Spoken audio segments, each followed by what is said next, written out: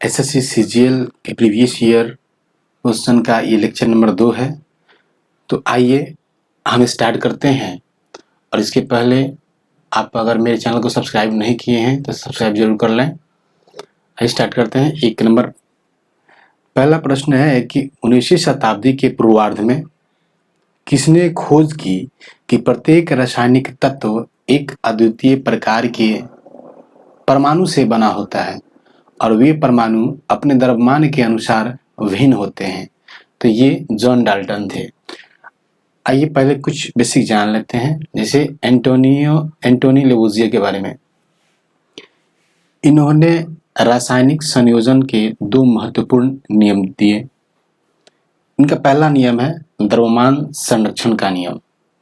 ये बोलता है कि द्रव्यमान संरक्षण के नियम के अनुसार किसी रासायनिक अभिक्रिया में द्रव्यमान का न तो सृजन किया जा सकता है और न ही विनाश। दूसरा नियम है स्थिर अनुपात का नियम। इसके अनुसार कोई भी यौगिक 2 या 2 से अधिक तत्वों से निर्मित होता है और इस प्रकार प्राप्त यौगिक में इन तत्वों का अनुपात स्थिर होता है, चाहे इसे किसी स्थान से प्राप्त किया गया हो अथवा किसी ने भी इसे बनाया हो। फिर जो जॉन डाल्टन थे, इन्होंने भी रासायनिक संयोजन के नियम को आधार बनाया। बात करते हैं रॉबर्ट बॉयल की। रॉबर्ट बॉयल, इन्होंने यह खोज किया कि दाब बढ़ने पर गैस का आयतन घटता है। फिर आइए एमिडो अवोगाद्रो, इन्होंने ये परिकल्पना की थी कि समान तापमान और दबाव पर समान मात्रा में गैसों में समान संख्या में अणु होती है। आइए 2 नंबर क्वेश्चन है कि निम्नलिखित में से कौन से आधुनिक उद्योग ब्रिटिश शासन के दौरान भारत में संचालित होता था। तो ये कपास, जूट, लोहा और इस्पात तीनों होगा।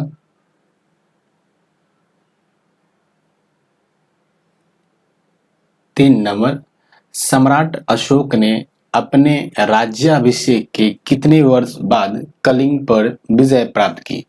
तो 8 वर्ष बाद 261 ईसा पूर्व में। कुछ बेसिक जानकारी जान लें।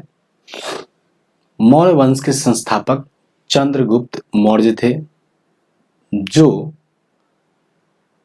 चाणक्य की सहायता से धनानंद के शासन व्यवस्था को हटाकर मौर्य वंश की स्थापना 322 ईसा पूर्व में की। उन्हीं का पोता और बिंदुसार का बेटा सम्राट अशोक अपने 99 भाइयों की हत्या करके गद्दी पर बैठा 269 ईसा पूर्व में। सम्राट अशोक पहला प्राचीन भारत का सम्राट था जिसने अपना आदेश अभिलेखों के माध्यम से जनता के बीच पहुंचाने का प्रयास किया।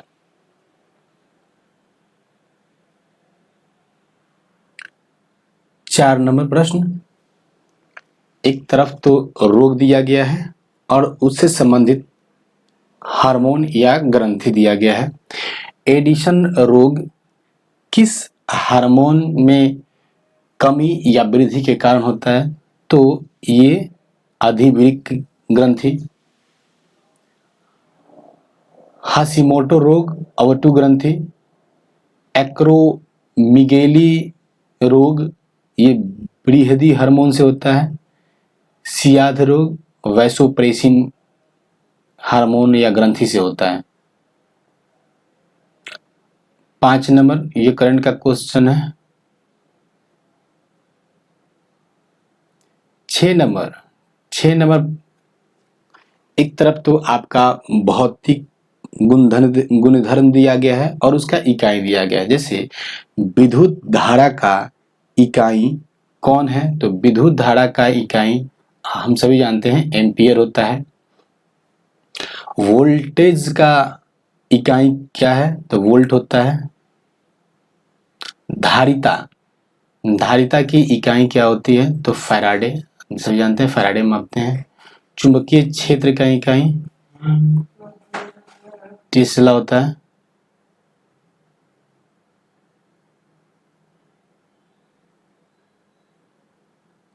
सात नंबर, निम्नलिखित में से किस त्योहार के नाम में उबालना या उबलना का अर्थ जुड़ा है?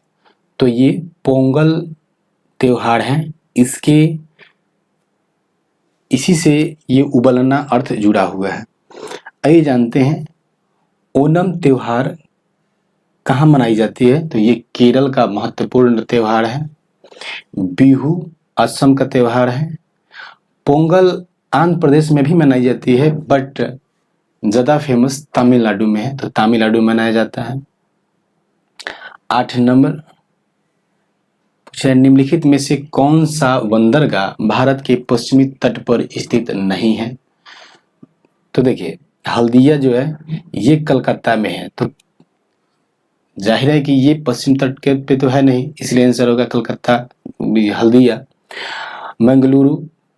मंगलुरु कर्नाटक का बंदरगाह है, पश्चिम तट पे है। कंडला गुजरात का है।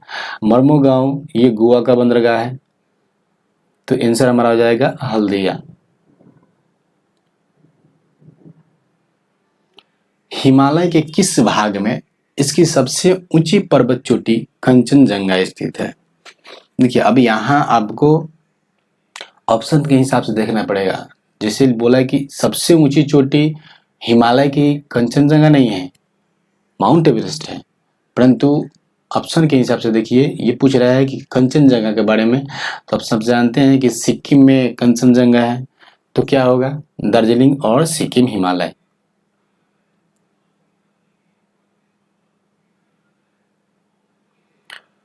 दस नंबर, विटामिन और खनिज निम्नलिखित में से किसके लिए सहायक होते हैं?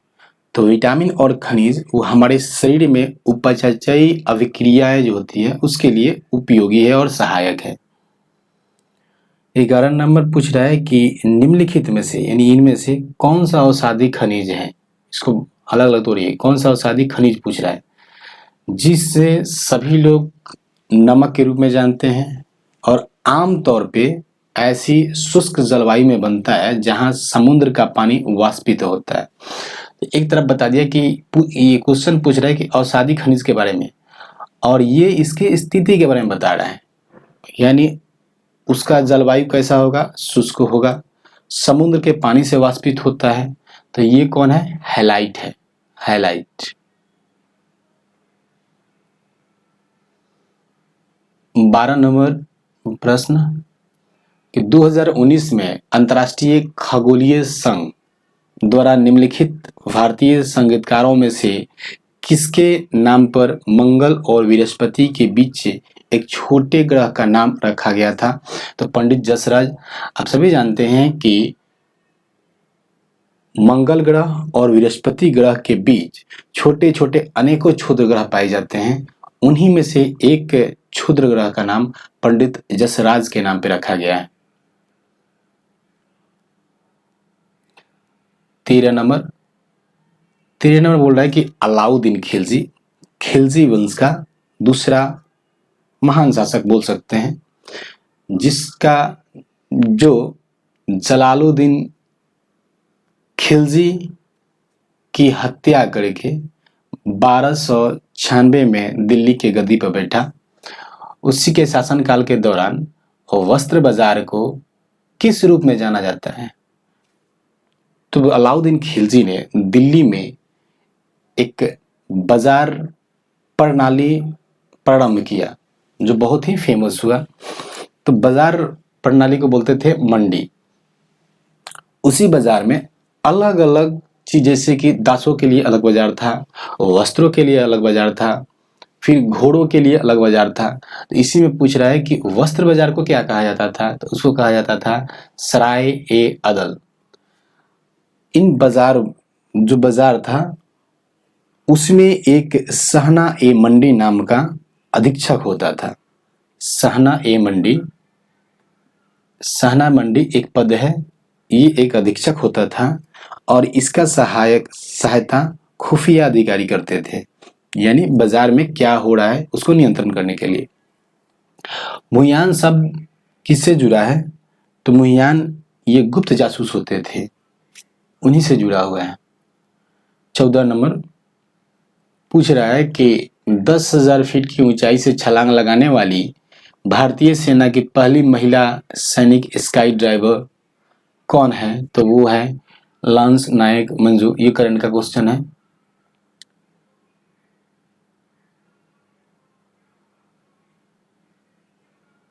ये भी करंट का क्वेश्चन है। आइए अब थोड़ा डिटेल में जान लेते हैं। 16 नंबर प्रश्न। 16 नंबर प्रश्न पूछा है कि रैयत बाड़ी बंदोबस्त, ठीक। अब इसके बारे में कुछ बता रहा है कि जिसमें यानी रैयत बाड़ी बंदोबस्त में काश्तकारों को सीधे सरकार को वार्षिक कर चुकाना पड़ता था। शुरुआत में ये किस प्रांत में शुरू किया गया? तो ये मद्रास और बॉम्बे में शुरू किया। आइए हम कुछ भूमि से संबंधित कानून बनाए गए थे ब्रिटिश राज में, उसके बारे में जानते हैं। पहला था अस्थाई बंदोबस्त। अस्थाई बंदोबस्त 1793 में लॉर्ड कॉर्नवालिस द्वारा बंगाल प्रेसिडेंसी में लागू की गई। इसमें होता क्या था? इसमें जमींदारों को भूमि का स्थायी मालिक बना दिया जाता था और जमींदारों को ये जिम्मेदारी दी गई कि किसानों से कर वसूलें और कर का 10/11 भाग कंपनी को दें और अपने पास सिर्फ 1/11 भाग रखें। दूसरा बंदोबस्त था रैयत बाड़ी बंदोबस्त। ये 1820 में थॉमस मुनरो द्वारा शुरू की गई थी और जैसे मद्रास और बॉम्बे और असम के कुछ क्षेत्र में, और उस समय ब्रिटिश भारत के कुल क्षेत्रफल में इसका योगदान रैयतवाड़ी व्यवस्था का बहुत अधिक था, 51% लगभग। और तीसरा था महलवाड़ी व्यवस्था। महलवाड़ी व्यवस्था 1822 में हल्ट मैकेंजी द्वारा शुरू की गई थी और ये उत्तर भारत में। आइए 17 नंबर प्रश्न। भारत में इंग्लैंड को धन निकासी का सिद्धांत देने वाला पहला राष्ट्रवादी कौन था? तो ये थे दादा भाई नौरोजी। दादा भाई नौरोजी कांग्रेस के 3 बार अध्यक्ष रह चुके थे। ये पहले एशियाई व्यक्ति थे, न केवल भारत के बल्कि एशियाई व्यक्ति थे जिन्होंने इंग्लैंड के यानी ब्रिटेन के लोकसभा के मेंबर बने थे।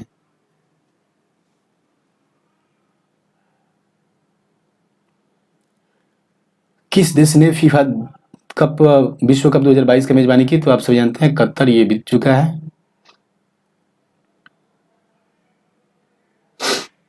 आइए जानते हैं 19 नंबर प्रश्न। भारतीय संविधान के किस अनुच्छेद में उल्लेख है कि सर्वोच्च न्यायालय द्वारा घोषित कानून सभी न्यायालयों पर बाध्यकारी होंगे? तो ये अनुच्छेद 141 है। आइए जानते हैं और सब अनुच्छेदों के बारे में। अनुच्छेद 143। अनुच्छेद 143 कहता है कि देश का राष्ट्रपति संविधान के अनुसार सार्वजनिक महत्व के मामलों या कुछ कानूनों पर सर्वोच्च न्यायालय की राय और सलाह मांग सकता है। साथ ही साथ ये क्लियर किया गया है कि सर्वोच्च न्यायालय का दिया गया सलाह बाध्यकारी नहीं होगा। अनुच्छेद 142 ये बोलता है कि सर्वोच्च न्यायालय को 2 पक्षों के बीच पूर्ण न्याय करने का एक अद्वितीय शक्ति दिया गया है। यानी यदि सर्वोच्च न्यायालय को लगे कि यहाँ पूर्ण न्याय स्वतः नहीं हो रहा है तो वहां स्वतः संज्ञान लेकर पूर्ण न्याय सर्वोच्च न्यायालय दे सकता है। अनुच्छेद 144 इसमें कहा गया कि सिविल और न्यायिक अधिकारियों को सर्वोच्च न्यायालय की सहायता करने की सलाह देता है।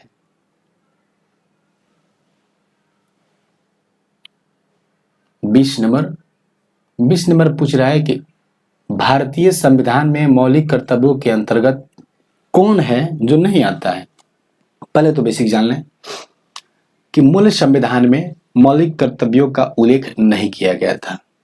ये 42वां संविधान संशोधन 1976 में स्वर्ण सिंह समिति की रिपोर्ट के आधार पर संविधान के अनुच्छेद 51 के ए जो भाग 4 ए जोड़ा गया, नीति निर्देशक तत्वों के 51 जो है उसके 51 ए एक पार्ट के रूप में आर्टिकल के रूप में जोड़ा गया और भाग 4 ए बनाया गया, उसमें मौलिक कर्तव्यों को जोड़ा गया। आपको बता दें मौलिक कर्तव्य इसका भी स्थिति संविधान में वही है जो नीति निर्देशक तत्वों का है, ये कि ये सर्वोच्च न्यायालय में चुनौती नहीं दी जा सकती है।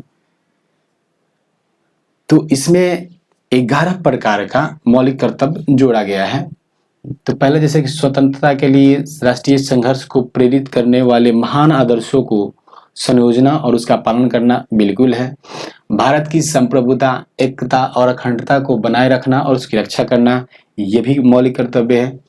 सार्वजनिक संपत्ति की रक्षा करना और हिंसा का त्याग करना, ये मौलिक कर्तव्य है। जबकि वयस्क मताधिकार का प्रयोग करना, ये मौलिक कर्तव्य नहीं है। 21 नंबर क्वेश्चन है कि अर्थव्यवस्था में ऋण उधार को हतोत्साहित करने के लिए केंद्रीय बैंक क्या करता है? तो बैंक दर को बढ़ा देता है। जैसे समझते हैं, केंद्रीय बैंक यदि उसको लगे कि हमें मार्केट में लिक्विडिटी अधिक हो गई है, ऋण देना अभी जरूरी नहीं है, अगर मार्केट में लिक्विडिटी ज़्यादा होगा तो इन्फ्लेशन बढ़ने का खतरा होता है।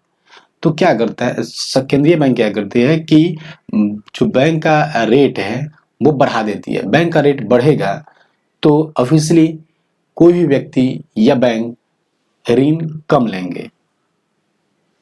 22 नंबर, भारत में आधुनिक नृत्य का जनक किसे माना जाता है? तो ये उदय शंकर जी को माना जाता है। 23 नंबर, ये भी करंट, उस समय के करंट का ही प्रश्न है। 24, प्रधानमंत्री कौशल विकास योजना किस वर्ष आरंभ की गई थी? तो ये 2015 में आरंभ की गई थी। 25, खेमराज को लोक संगीत और खुद नृत्य में उनके योगदान के लिए संगीत नाटक अकादमी पुरस्कार मिला। यह लोक नृत्य किस राज्य का है? तो ये जम्मू और कश्मीर का लोक नृत्य है। तो ये रहा हमारा प्रीवियस ईयर एसएससी सीजीएल का 25 महत्वपूर्ण प्रश्न। यदि आपको ये वीडियो अच्छी लगे तो कमेंट और लाइक, शेयर और सब्सक्राइब जरूर कीजिए। धन्यवाद।